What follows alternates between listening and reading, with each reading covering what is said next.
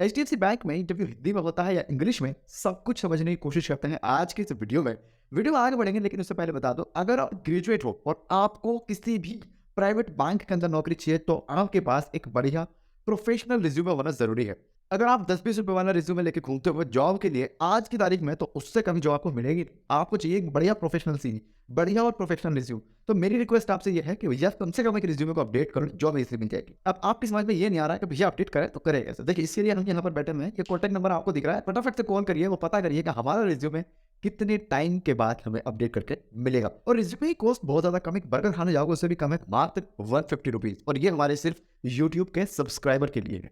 तो जल्दी से जाइए, कॉन्टैक्ट करिए इस नंबर पे और अपना रिज्यूमे अपडेट करवा लीजिए। उसके बाद शायद आपको जॉब जल्दी मिल जाए। चलिए देखते हैं। देखिए, मेरे पास जो पॉइंट्स आती है ना, वो इस तरीके से आती है कि भैया हमारा इंटरव्यू है एचडीएफसी बैंक के अंदर, इस पोस्ट के ऊपर है, क्या हमारा इंटरव्यू हिंदी में होगा या हमारा इंटरव्यू इंग्लिश में होगा। हम थोड़े से कंफ्यूज है तो बता देंगे। और इस तरीके के ना बहुत सारे कमेंट्स आते हैं। तो देखिए, सबसे पहली बात यह है, आप चाहे एचडीएफसी बैंक में जाओ चाहे किसी और प्राइवेट बैंक में जाओ, यहाँ पर लैंग्वेज मैटर नहीं करती है। और अगर मैं बात करूं लैंग्वेज की, तो वो मैटर करती है किसी ऐसी कंपनी के अंदर जहां पर स्पेशली आपसे वही चीज मांगी जाए। अब देखिए, इस वीडियो में 4 चीजें हैं। नंबर 1 मैटर करती है आपकी पोस्ट, नंबर 2 मैटर करती है आपकी कंपनी, नंबर 3 मैटर करती है आपकी लोकेशन, नंबर 4 कंक्लूजन, मतलब करना क्या चाहिए। तो देखिए, नंबर 1 पे यहाँ पर है मैटर ऑफ पोस्ट। अगर आपकी पोस्ट पर इंग्लिश का काम है तो भैया जाहिर सी बात है आपसे इंटरव्यू इंग्लिश में ही लिया जाए।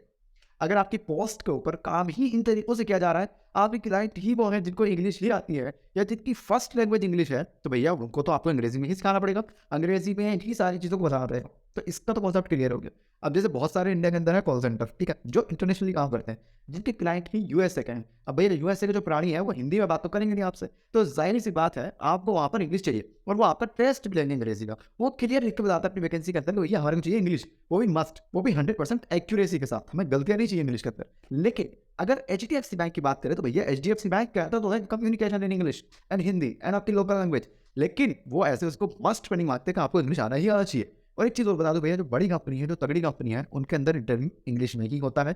चाहे आप इंजीनियर हो, चाहे आप नॉर्मल हो, या आप किसी भी पोस्ट पर जा रहे हो, भैया बात साफ सुथरी है, इंटरव्यू इंग्लिश में होता है। जो थोड़ी मल्टी नेशनल कंपनी है, अगर नेशनल कंपनी भी है ना, जैसे टाटा, महिंद्रा, कोटक, इनके अंदर भी इंटरव्यू अंग्रेजी में होते हैं। लेकिन अगर आप जाहिर सेल्स की पोस्ट पर हो तो आप ये मत सोचो हमारा इंटरव्यू किस लैंग्वेज में हो, आपका हिंदी में हो जाएगा। अगर आपकी मदर लैंग्वेज हिंदी नहीं है तो भैया जिसमें आप चाहो उसमें दे सकते हो। लेकिन अगर क्लियर कट बोलूँ तो भैया एचडीएफसी बैंक के अंदर दिल्ली वगैरह की अगर हम बात करूँ या फिर कोलकाता, साथ साथ मुंबई तक की अगर मैं बात करूँ, तो इंटरव्यू हिंदी में हो जाता है या फिर लोकल लैंग्वेज में भी हो जाता है, डरने की इतनी जरूरत है नहीं।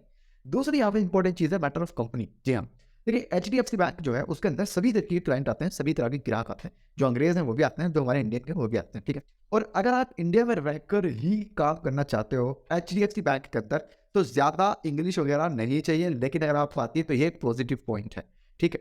और तीसरी इंपॉर्टेंट चीज़ यह है कि मैटर करती है आपकी लोकेशन भी। अगर आप पहुंच ही ऐसी जगह पर जाते हो जहाँ पर हिंदी नहीं बोलनी आती लोगों को, या जो मैं यूपी में रहता हूँ ये वाली जो लैंग्वेज ये बोलनी नहीं आती लोगों को, तो जाहिर सी बात है अंग्रेजी चाहिए।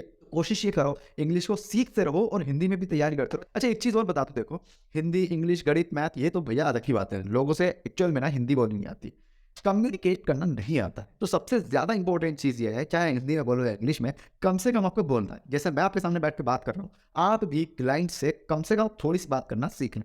हमने क्या किया है, एक 80 पेज की बुक बनाई है जिसका नाम है communication skills for private bank. Link मिलेगा आपको डिस्क्रिप्शन के अंदर, जाके परचेज कर लीजिए, कीमत है 49 रुपीज।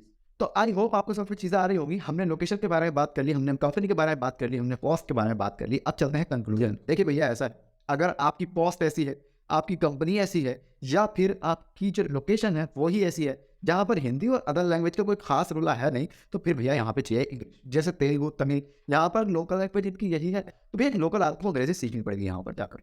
अगर बात करें कंक्लूजन की, तो भैया वो यही निकल कर आता है कि अंग्रेजी आना जरूरी है, बोलना इतना कुछ खास जरूरी नहीं। तो अश्लील गौर को आप जानते होंगे, शार्क टैंक इंडिया के ठीक ठाक से जज रहे हैं वो भी अपने टाइम में, तो भैया उन्होंने भी कहा था भैया हिंदी में पूछे जो पूछना है, अंग्रेज मत ज्यादा, क्योंकि पता है मुझको, ठीक है। तो एक्चुअल में तो काम आपका हिंदी से निकल जाए। लेकिन अगर आपको अपनी रेप्यूटेशन थोड़ी सी बढ़ानी है कंपनी के अंदर, आपको ज़्यादा अचीवमेंट लाने हैं क्योंकि वो एक लैंग्वेज है, तो फिर आप इंग्लिश का मदद ले सकते हो या फिर इंग्लिश की हेल्प ले सकते हो।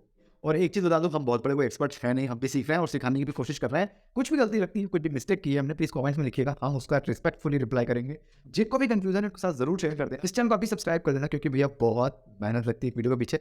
फिलहाल इस वीडियो में इतना ही। जय हिंद, खुदा हाफिज़।